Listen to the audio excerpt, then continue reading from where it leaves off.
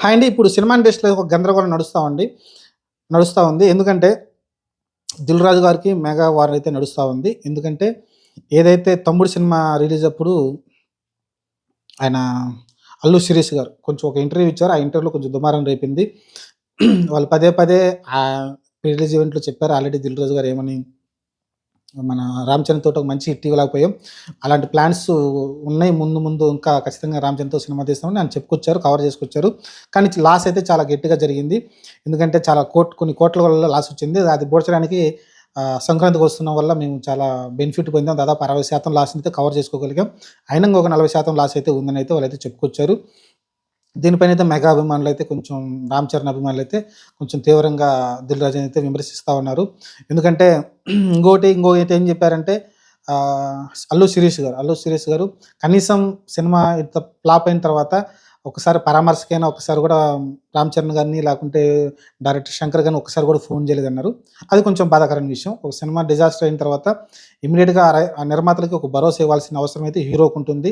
ఆ డైరెక్టర్‌కి కూడా ఉంటుంది. ఎందుకంటే పెద్ద డైరెక్టర్ కాబట్టి ఫ్యూచర్‌లో మళ్ళీ మనం ప్రాజెక్ట్ చేద్దామండి. ఒక మంచి ప్రాజెక్ట్‌తో వద్దాం. ఇది కొంచెం తేడా కొట్టిందని కొంచెం భరోసా ఇస్తే బావుంటుంది. హీరో కూడా ఫ్యూచర్‌లో ఒక ప్రాజెక్ట్ మళ్ళీ మంచి ప్రాజెక్ట్ చేద్దామని భరోసా ఇస్తే బావుండేది.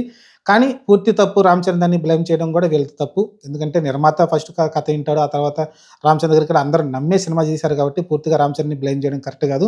దీనిపైనైతే నిర్మాతలైతే లాభాలొచ్చినప్పుడు ఏమన్నా మా హీరోకి ఎక్స్‌ట్రా ప్రమోషన్‌లు ఏమైనా ఇస్తున్నారా? ఇలా అయితే మాట్లాడుకొస్తున్నారు. అలానే 'దిల్ రాజు'ని గట్టిగానే విమర్శిస్తూ ఉన్నారు.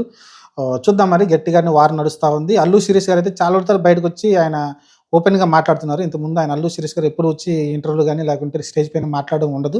ఆయనైతే కొంచెం బయటకొచ్చి ఆయన మాట్లాడుతున్నారు. ఆయన ప్రతి ఒక్కటి కాంట్రోవర్సీ అయిపోతుంది.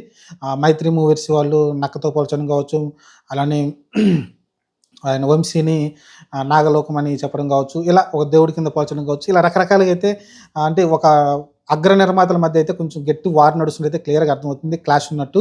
అందులోనూ 'మైత్రి మూవీస్' అలా కావచ్చు, లేకుంటే 'దిల్ రాజు' ప్రొడక్షన్ ఎస్వీఎస్‌సి కావచ్చు, శ్రీ వెంకటేశ్వర ప్రొడక్షన్ ఉంది కదా! దాని మీద వాళ్ళిద్దరికైతే కొంచెం గట్టిగా వార్ అయితే నడుస్తా ఉంది. ఎందుకంటే తెలిసిందే కదా! ఆధిపత్య పోరండి. నైజాంలో ఎప్పటినుంచో 'దిల్ రాజు' అయితే డిస్ట్రిబ్యూషన్ తీసుకుంటా ఉన్నాడు. కానీ ఇప్పుడు 'మైత్రి మూవీస్' వాళ్ళు ఓన్‌గా అయితే డిస్ట్రిబ్యూషన్ అయితే చేస్తా ఉన్నారు. కొన్ని థియేటర్లు కూడా వాళ్ళు తీసుకుంటూ ఉన్నారు.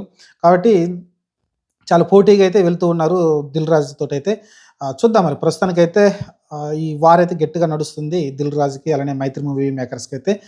చూద్దాం ముందు ముందు ఎలాంటి సంఘటనలు జరుగుతాయో. కానీ 'రామ్ చరణ్‌ని' బ్లేమ్ చేస్తూ వీళ్ళేదైతే మాట్లాడుతున్నారో దానివల్ల లాస్ అయ్యాము, ఇబ్బంది కలిగిందంటున్నారు. చూడాలి మరి అది ఎంత దూరం వెళ్తుందో. ప్రస్తుతానికైతే 'రామ్ చరణ్' ఫ్యాన్స్ గట్టిగానే 'దిల్ రాజుని' అసలకి 'తమ్ముడు' సినిమాని బాయ్‌కాట్ చేయాలనుకుంటున్నారు. ఎందుకంటే నితిన్ నటించిన సినిమా రేపు 4 తారీఖు రిలీజ్ కాబోతుంది. ఈ సినిమాని బాయ్‌కాట్ చేయాలని అయితే మాట్లాడుకుంటూ ఉన్నారు. చూద్దాం ఓవరాల్‌గా మరి ఏం జరగబోతుందో అర్థం కావట్లేదు. ఎందుకంటే నితిన్ కూడా hardcore fan Pawan Kalyan గారికి, మెగా ఫ్యాన్ కూడా ఆయన. మరి ఆయన సినిమా బాయ్‌కాట్ చేస్తారా? లేకుంటే ఏం జరుగుతుందో చూడాలి. ప్రస్తుతానికైతే 'దిల్ రాజు' మెగా వార్ నడుస్తుంది.